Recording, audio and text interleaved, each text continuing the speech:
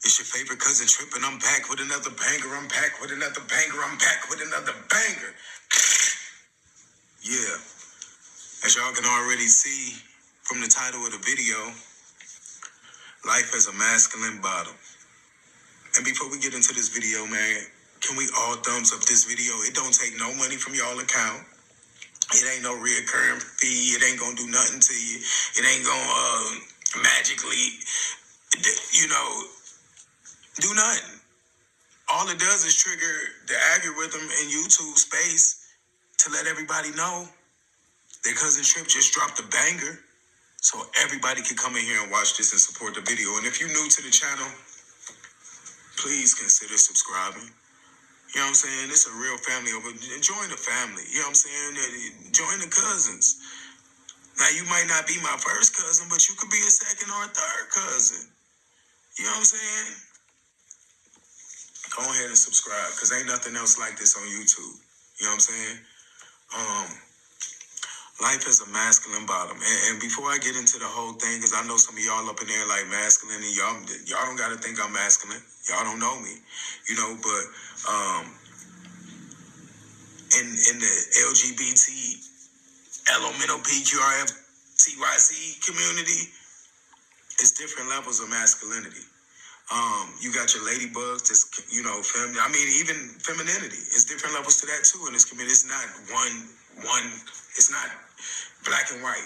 You either this or that. You got some people that's more masculine than the ladybugs. You got the ladybugs down here, and then you got, let's say, the Beatles at the top. And in this community, I would consider myself to be closer to the top or at the top. I wouldn't be a Beatle, but you know what I'm saying. So, life as a masculine bottom may not be exactly what y'all think it is. And I'm going to break it down for y'all in this video. Just bear with me. Stick around. Watch the video. Now, let me explain to you. When I first got introduced to bottoming, I was a kid. I was maybe had to be 5 years old. And it was used to punish me. And we ain't going to really get into that right now. We're going to save that for another story time, because that's a little more heavy. But it was used to punish me, so I always seen that as a bad thing. I didn't want it. I didn't like the way it felt. It made me cry. It hurt. And that was something that I tried to stray away from as long as I could. As I got older and I got more comfortable with myself, but just a little bit more comfortable, because I've been through the uncomfortable stages too. I wasn't always this comfortable. For one, I was a gangster rapper. I was from Cleveland, Ohio. I got 10 brothers. They all street dudes, fighters. My mama a thug. I told y'all that in previous videos, and people thought I was joking.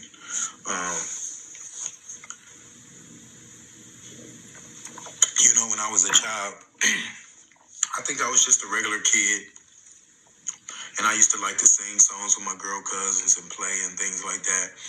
And when you're a kid, you don't know nothing about sexuality or what, you just being yourself genuinely. And when I would try to sing with them, they would push me away and be like, "No, Ali, this just for the girls. You can't be in it." It was about 4 or 5 of my girl cousins making up steps, and I was an artistic kid. I always loved music, but they would push me away and tell me it was for the girls, and I would always understand, why is this just for the girls? And that's when I started seeing, little things that my cousins would say, this for the girls, or stop Ali, or, I still didn't know exactly what it was. My mother told me that when I was maybe about 2 years old, I put on a pair of her heels, and I was just walking around in them. And of course, I don't know, that's my mother. I see her walking in them. I'm a child. I don't know what they are. So I just put them on and started walking in them. And the next day, my mother took all of her girl clothes, her heels and dresses and things like that, and she threw them away. Because she said, "I'm raising boys, and I don't want them to to be influenced by me and what they see me doing. So from that day on, my mother stopped really wearing like dresses and heels and things like that, unless she was going out to a certain event, but she didn't do that around the house. She figured like, they gonna do what they see and I don't want them to see this. So bottoming for me wasn't something that I wanted to do at all, ever. And then when I turned 14, I got into rap music, and I was a gangster rapper because I was from the streets. And that's all I really knew. And I noticed that the more I was fighting and doing music, the more accepted I was. Even though I knew I had this secret in the back of my brain of my attraction to men, I tried to hide it. I even had a girlfriend. I had in-house coochie. You know what I mean? I had two girls staying with me. One girl named Talasia, one other girl, I forgot the other girl name. I was hitting them both at night because I thought that's what I was supposed to do. And, you know, I just never had no emotional connection to it. It was just like I was just doing it. Now, they liked me and I was their boyfriend and stuff like that, but I never had no emotional connection to it. So, as I'm a gangster rapper and I'm rapping and I'm growing up on St. Clair in Cleveland, Ohio, Bone, 99th and St. Clair. I grew up right down the street from Bone Thugs and Harmony. I even used to date Crazy Bone's sister. You know, we was all friends and stuff like that in the neighborhood. I was known as the fighter. You know, a little hot head.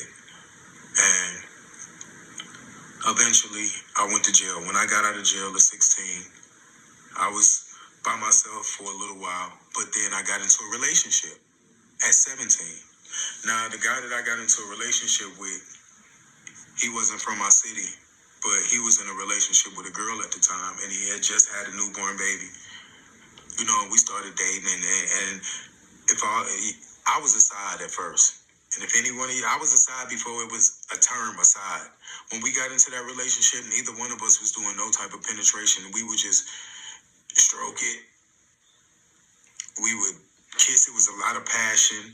We would grind and do all these things. And it was so many other ways that you can reach your peak, so to say, without actually penetrating. I was happy with that. You know, in my mind, because I didn't have no representation of what an LMNOP supposed to be. In my mind, I only go by what I seen, and I didn't really see a lot of it. You know, maybe when you drive downtown on a late night, you would see a couple of drag queens or queens in the street doing stuff, and I always associated that with, oh, these must be the bottoms. And I always thought the masculine dudes must be the ones hitting. You know what I'm saying? Those are the ones doing that. Hey. Those are the ones doing that. So, in my mind, I could never let nobody do that to me, because if I do, magically all my masculinity gonna be gone. I could never walk in my mama's house and be switching it and be soft and be like, it was the biggest fear of mine. I mean, a crippling fear. Crippling to the point where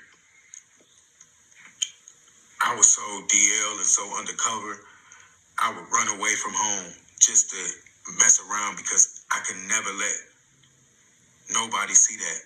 But wasn't nobody about to poke me, because if I get poked, I'm gonna be soft. I'm gonna be feminine. You know, I never had to deal with any type of bashing or gay bashing or walking down the street and somebody calling me a punk or a sissy. I never had to deal with that because I fit in with the community. But a lot of negativity comes from that too. Not afraid to be who you are, not really opening up to friends and things like that. But we gonna get to that. When I decided to bottom for the first time,